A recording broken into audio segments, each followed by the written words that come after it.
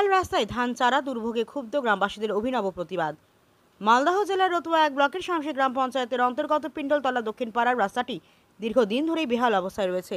প্রায় 800 মিটার লম্বা এই কাঁচা রাস্তায় কোথাও হাঁটু সমান কাদা, কোথাও গভীর গর্ত। বাড়ি থেকে বাজার, স্কুল থেকে হাসপাতাল কোথাও যাওয়া কার্যত দুর্বিষহ হয়ে উঠেছে এলাকাবাসীর কাছে। স্থানীয় বাসিন্দাদের অভিযোগ, এই রাস্তাটি দিয়ে প্রতিদিন স্কুল পড়ুয়া, রোগী, বৃদ্ধ, গৃহবধূ সহ প্রায় 2000 মানুষ যাতায়াত করেন। বর্ষা নামার সঙ্গে সঙ্গে কাদায় ভরে যায় পুরো রাস্তা। একদিকে যাতায়াত বন্ধ, অন্যদিকে রোগী বা প্রসূতি মহিলাকে হাসপাতালে পৌঁছতে খাটিয়া বা মাচা ভর্তি কষ্টকর ব্যবস্থা নিতে হচ্ছে। এর ফলে প্রাণ সংশয় তৈরি হচ্ছে বলেও দাবি করেছেন গ্রামবাসীরা। রাস্তাটি মেরামতের জন্য বহুবার পঞ্চায়েত ও ব্লক প্রশাসনের দপ্তরে দরবার করেছেন এলাকাবাসী। স্থানীয় জনপ্রতিনিধিদের কাছেও বহুবার গিয়েছেন তারা, কিন্তু কোনো স্থায়ী সমাধান মেলেনি। রাস্তার হালফিল অবস্থা দেখে অবশেষে ক্ষোভে ফেটে পড়েছেন গ্রামবাসীরা।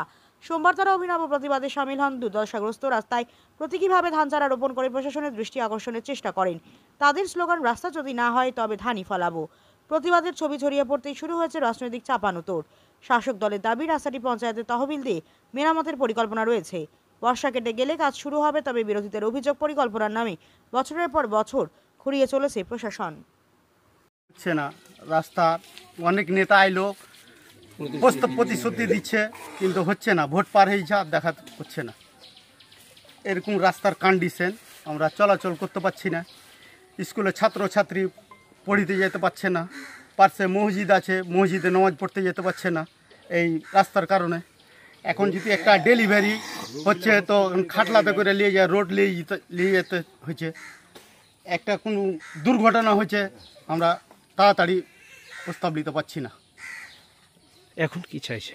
এখন আমরা রাস্তা চাই, আমাদের রাস্তাটা হোক।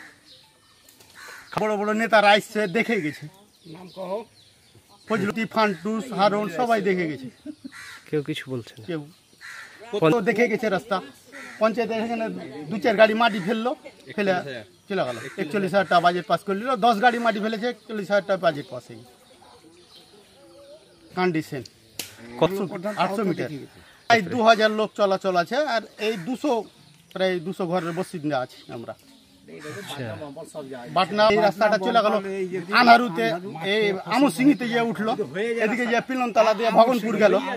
মানে এই রাস্তাটার সব দিকের মুখ, কিন্তু এই রাস্তাটাই হচ্ছে না। আপনার নাম? আব্দুর রহিম। বাড়ি পিলনতলা। রাস্তার অভিযোগ, আমরা এখানে যাওয়া আসার অসুবিধা, প্রায় 2000 লোকের বসবাস, যাওয়া আসার অসুবিধা।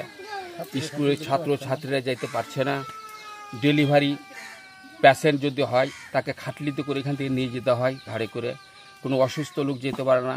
আমার বাড়িতে এখন 10 কুইন্টাল ধান ভরা আছে, ধান বিক্রি করতে পারছি না।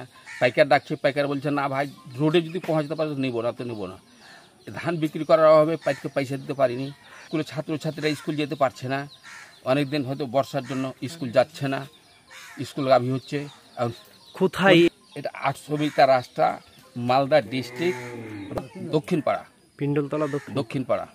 এখানে হেসামুদ্দিন আমাদের নেতা আছে। হ্যাঁ, দুইবার ছিল পঞ্চায়েত সমিতি, কিন্তু এই রাস্তা করে দেবো এখনো করতে পারেনি। এখন আমরা সভাপতি ফজলু, যে জেলা পরিষদ থেকে আমার দাঁড়াল ছিল, ওদের রাস্তা দেখিয়ে ভোট করেছি। হ্যাঁ, রাস্তা করে দেবো প্রতিশ্রুতি দিয়েছে, এখন পর্যন্ত হয়নি। মোহাম্মদ ইব্রাহিম, বাড়ি পিণ্ডলতলা। পিণ্ডলতলায় দক্ষিণ পাড়ার যে রাস্তাটা রয়েছে, অ্যাকচুয়ালি সেটা এবার আমাদের জেলা পরিষদে সেই রাস্তাটাকে তুলে ধরানো হয়েছে এবং অ্যাকশন প্ল্যানেও সেটা রয়েছে আমাদের। এখন রাস্তাটা যেহেতু খুব খারাপ পজিশনে রয়েছে, তো আমরা চেষ্টা করছি ওটা আপাতত মানুষের চলাচলের ব্যবস্থা করে দেওয়ার মতো। এবং জেলা পরিষদ থেকে যদি কাজটা হয় তাহলে যতটুকু জেলা পরিষদ করে দেবে, নাহলে আমাদের মুখ্যমন্ত্রী আমাদের যে পাড়ায় সমাধানের জন্য 10 লাখ টাকা করে পার বুথে দিচ্ছে, আমরা ভেবেছি সেইখানে সেই রাস্তাটাকে আমরা তুলে দেওয়ার চেষ্টা করব এবং ওই রাস্তাটা যাতে ঢালাই করে দিতে পারি, তাহলে মানুষের যাতায়াতের সুবিধা হবে এবং মানুষ কষ্ট থেকে মুক্তি পাবে। আপনার নাম? মনীষা দাস, প্রধান, শামসি গ্রাম পঞ্চায়েত। রাস্তা খারাপ আছে, অনেক রাস্তায় আছে খারাপ, এবং আমাদের অনেক রাস্তা আমরা করেছি এবং রাস্তাঘাট করার তো বিভিন্ন রকম সংস্থা আছে, যেমন গ্রাম পঞ্চায়েত, পঞ্চায়েত সমিতি, জেলা পরিষদ, উত্তরবঙ্গ উন্নয়ন পর্ষদ, তারপরে আমাদের মানে পথসাথী, এসবগুলোকে স্কিম থেকে আমাদের কাজ হচ্ছে। বর্তমানে আরেকটা আমাদের স্বপ্নের প্রকল্প আমাদের মাননীয় মুখ্যমন্ত্রী করেছেন, সেটা হচ্ছে যে আমাদের পাড়া আমাদের সমাধান। এর মাধ্যমে প্রত্যেক বুথে 10 লাখ টাকার একটা কাজ, যেটা খুব নিড আছে মানুষের, সেটা করা যায়। তো এই স্কিমগুলো তো করা যেতে পারে, যেটা প্রকল্পটা শুরু হয়ে গেছে গত 2 তারিখ থেকে। এবং আমার যে এরিয়াটা আমি যেটাতে নির্বাচিত হয়েছি, 4টা জিপি আছে। আমি যে টাকাটা পাই, যে 15 ফিনান্স এবং 5 এসএফসি থেকে, সেখান থেকে প্রায়োরিটি বেসিসে আমি কাজগুলো করছি। এবং কিছু কিছু কাজ আছে যেগুলো হয়তো করা দরকার আছে।